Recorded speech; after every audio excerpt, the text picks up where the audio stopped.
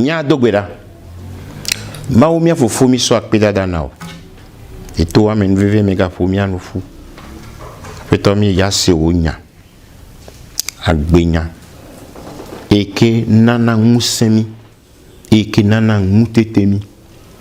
apeto mi de kuku na onto ko wasiji pena nu hiana oduko na so anyimi pena mi anyona uda Yesu penkome amen na vita kwela lono le mia peto Yesu Kristo me mi so akpeda dana mia pe mau e mi gala kpedam la mia dometore siade e mia bagba jeji o katanta e mi gaba dogo mudia be miasi mau penya kema nyakele ma aussi pe wasona mi ndia tanya enyi be togbo be dolele ya potole sadim ye ole nu blem le duo muti hala ma ujibe ya don kui na mi be mi ngbangon bebe yele bakudomi nkeke o katan faseli hiya mepenu novinya uchu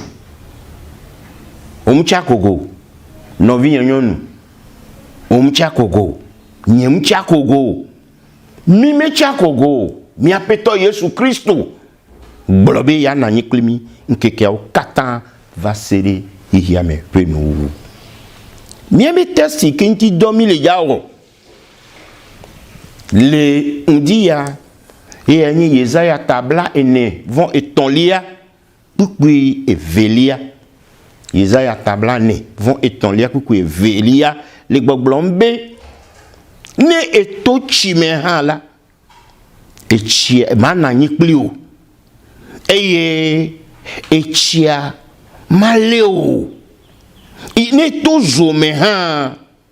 mana nyikplio eye ezua mafion miape mau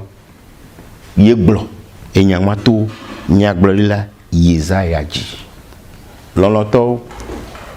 enyaya vana Israel viu fa egbea ele vana nyegba plio la beto miape to Yesu Kristo ji mi won mi pogomi le nbabla ye ame ma we gblo enyawa beto malemiu echi mademiu ezocha mafiomiu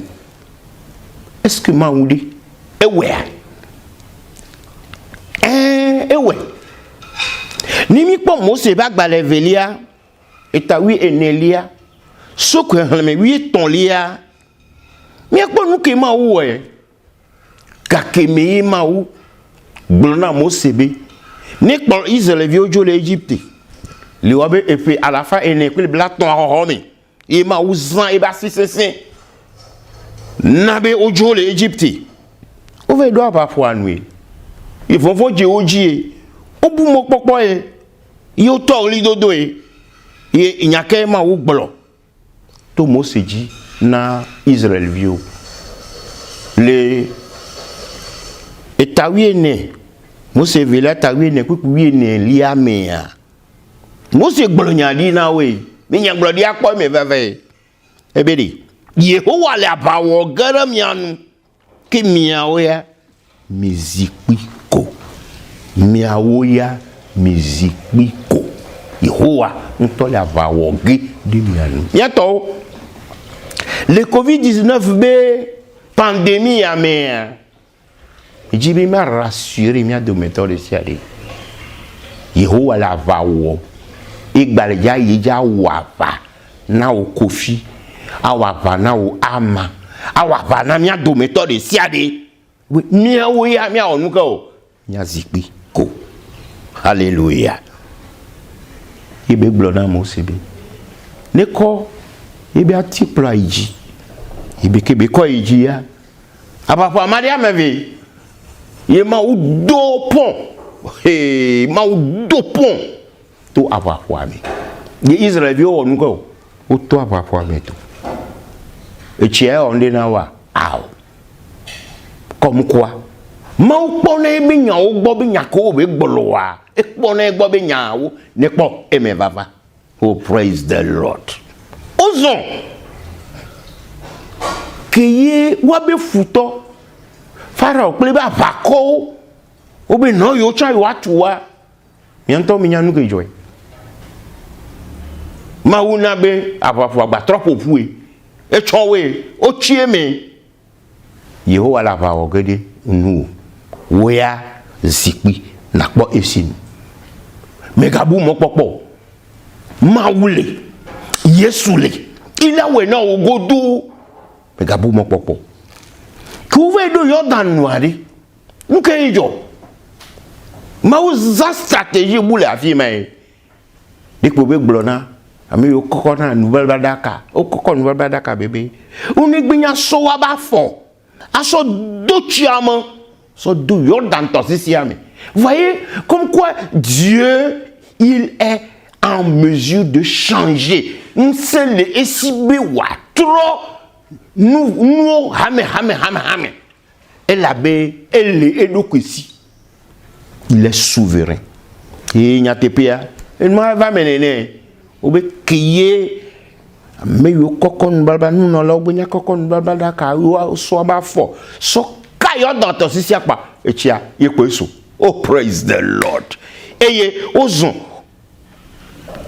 ozon veille et toi betitina yo non t'aider à fima et toi et dogli le te petit dire que de mon Israël viobe au top fuia Jago. Oh, alléluia. Miape mawa ekpoto le onukunu ekpoto le ibidoji novi nyemusu novi nyonu me gogo la fima gbolone be megavon Yesu le bakudo et la wa banao et la ba jifo et la ba yeji va se le simeto na nyi jidudu gbolona novi wa bedi COVID-19 de matin pejiu ne pe Yesu jia iye gbo be la pejiu e me ko yin bi matin pe Yesu ju opo ma pe o chanji o don de maun iye mawa elawe adekwe benemi to etomia eto ama ofon le pe mi to ama le mi iye be defio preva me vea o ye ko njibe magbona mi le akpaya e bi ni mi to zo mi hebrevi eton me ko bin komi nyanyo de Shadrach Meshach Abednego ogbe ma de taguna Nebukadnezar be sikale gbawe ye Nebukadnezar bijie bono dozua ne onu anyo de bono gba kupun ne zone gba bleu no ne gbe bi o ma de taguna ye be sikale gba e me ko kale wa be ma wuji onya be ma wo khona na me ma wo di na me o be efio enya wan dolu musese na mi ode mi abe ma wo ke subo mi le a musen le esi mi ma ten de taguna po sikale gba bo no blawo o blawo o be ame sese o e ni mi han bibla le Daniel eta eton lia ni mi han so kuku wi eton lia kaka so yide bla vivon aton mi akpo enu ke jo la fima Daniel eta eton lia so kuku wi eton kaka yide bla vivon aton bibla blana mi beleko o blawo e me ko blawo o leo so dare pozo bibiame obe ameko leo so dare pozo bibiame e zo apadia e wo e kem ameko yide zo amiari koli ye pe o la yin vo mi ape mau mi ape mau tonyo mi ape mau ke subo mi le amutro mi ape mau ke subo mi le ametro obe kedi kajo we do zo amia ma wo we do zo ame gba kudo ye be ho nse zo ape nse me ke gborobe ni mi le zo me ha zo ama ovon mi wa ho zo ape nse le si obe le kuku bele vivon aton liami e fianto ye cité mais o mi ato munya me meton mi le zo amia mi blawe que mo so pour le zoame va ami amene le pour le zoame I amene goa be non me le sibe ma ou vie ou ma ou vie ma ou be vie alléluia mais que il va funo nous 50 ans et fia ou di fia apeto di apeto ameke globé ni mi le zome ha ye le bakuto mia e me ko nyibe hebrevi et ton yao o de ma ou peut gagner nye sofia ma ou me ble ou di et ton yeku na nyebe vio mle oyo na mia do méthode si ade les pandémies avec gamé mi ade de kuku mi na be mia do méthode si ade mi ade ma ou peut gagner nye afia ne vi que mi de ma ou peut gagner nye afia ma ou ma ble mi di o Magblemi de chevio. Eh bien, il y a un an qui est au catavassi de hier, mais nous. Mégavon. Mégavon. Mégavon. Mégavon. Jessi Boubou. Et il est au garon. Il me que Daniel. Le Daniel, t'as ma Daniel, il y a Daniel. Ndi jode Daniel, il est si bébé. Et il est zomené. Obe Amérique pingba pom la bionu amebubu e fiokpo la bionu e fiobe Amérique pingba pom la dogbe do Daniel be le fie vivia oh alléluia et Daniel il est gbedo doraji o ole ko ole a o so dare pozo o so dado jantan o domi jantan o de o onde Daniel o mo wana neke o nukata et la be Daniel ni ma ou bagbe soubola et dina nous kware na epe ma ou et me ko va do j'entends bo j'entends mo vendre et fionto ye gba fon il do agbo et fio zame toto yi de Daniel et do agbo oh Daniel ou ma ou bagbe soubola ma ou ko soubona tradi et tinde ou le j'entends o ba simea Obe Daniel blona hafia fiana na itegbe mo wole gbo ye mo de njago de pele ma ujo njago de pele o chaji o e de galu na jata o pe jata o te mo fon de kem la no to le mi apito Yesu Kristo mi ya ke ma blona mi wetro ya nyibe ye le gba kuto mi nkeke o kata fasere hia me pe no le esi ata Nimito e jome ha e joma wo fon mi nimito to me ha e to amale mi e dede go le Israël yo be mo son so me sigbele ke bi se fi la ede e dede go le apafwa nu e va dede go le Jordan to sisi nu mi ape ma wa e de go le e meke hebrevi e ton o le pozo me a Zome wanane ke o si vifi la be e me ke Daniel ha o so dari j'entends domia j'entends me wanane ke o nukata ele la be Daniel e dum de maou ele son bakuto maou pli ye me miele mle oyoyo na mi ado méthode siade ye ya mi aga tiri maou ti keri so mi aga kuri maou ti keri so mi azongba pli ngbale gbleke mana nakmeo gbedi anani pelo va se esime Covid-19 et la vokiki et mi abatro dogo et mi agblona e amabe